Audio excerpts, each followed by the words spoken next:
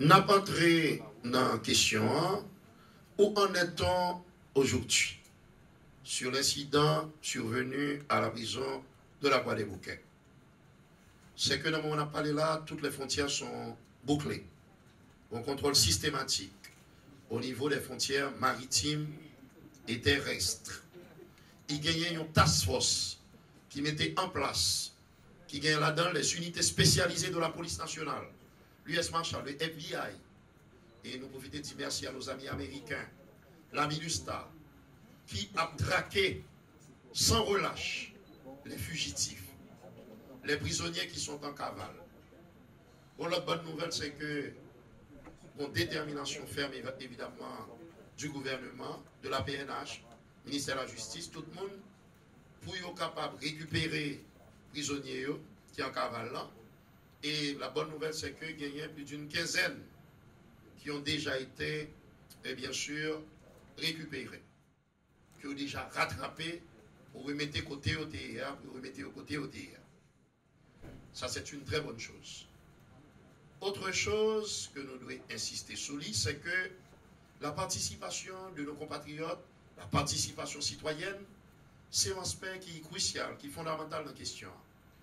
Parce que nous connaissons que compris de 1 million de gouttes que PNH a metté, pour quel que soit les compatriotes qui captent des informations, soyons évadés, non fugitifs quelconques, pour que, et pour M. Brandt, et que probablement nous avons des questions que nous n'avons pas posées sur ça, pour être capable de retourner côté OTIA, c'est-à-dire côté place UEA, puisque nous sommes rappelés nous déjà, c'est tolérance zéro contre tout criminel et tout bandit qui a semé le deuil et qui a empoisonné le quotidien de nos compatriotes. Au lieu d'affaiblir les institutions, phénomène évasion, permettre aux autorités de prendre plus de meilleures dispositions, de nouvelles dispositions pour renforcer le système carcéral. Et c'est la mission que nous nous sommes donnée au niveau de l'administration Martelly et du gouvernement Lamotte.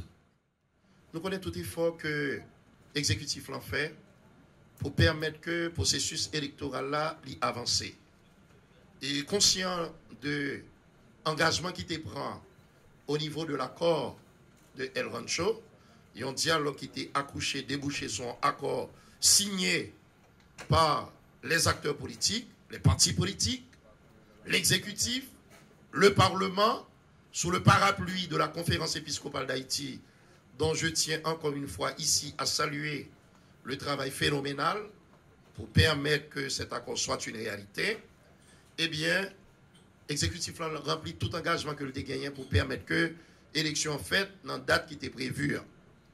Et CSPJ1, à un certain moment de la durée, pour côté un représentant au complet dans CEP1, finalement, c'est chose faite avec la désignation de Mme Yolette Mengual, qui est même là dans l'appareil électoral là.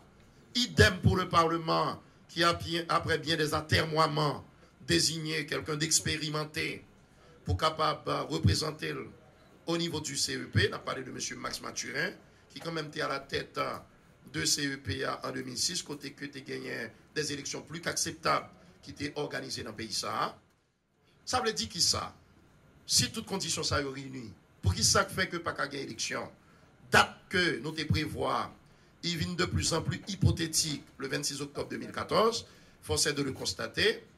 Eh bien, la raison, vous le savez, vous êtes au courant, c'est parce que gagnait toujours cette attitude jusqu'au boutiste d'un groupuscule de sénateurs qui refusaient eux même remplir contrat, honorer engagement, jouer partition.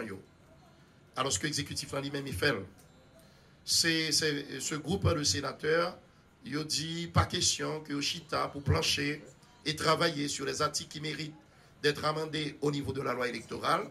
Un instrument important qui permet que l'institution électorale là, eh bien, baille processus électoral là, le rythme qu'attendent nos compatriotes pour le renouvellement du personnel politique.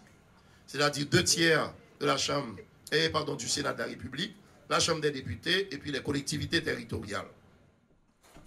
Je vais continuer à leur demander de s'asseoir en toute sérénité, mais de manière célère, pour être capable de plancher sur l'article qui méritait amender dans la loi électorale là, pour permettre que le processus là accélère. Mandel, l'important. Parce que l'attitude, je ne dis pas seulement troublante, mais très très très répréhensible et blâmable. Ça veut dire senti que une mauvaise foi évidente. Même des honorables sénateurs, ressaisissez-nous, chita, travail sur la loi électorale là. Le pays en a besoin, la démocratie en a besoin, pour la santé de notre pays, de la démocratie que nous voulons construire ensemble, l'important que nous faisons, pour permettre que nous passions à autre chose, l'important que nous faisons.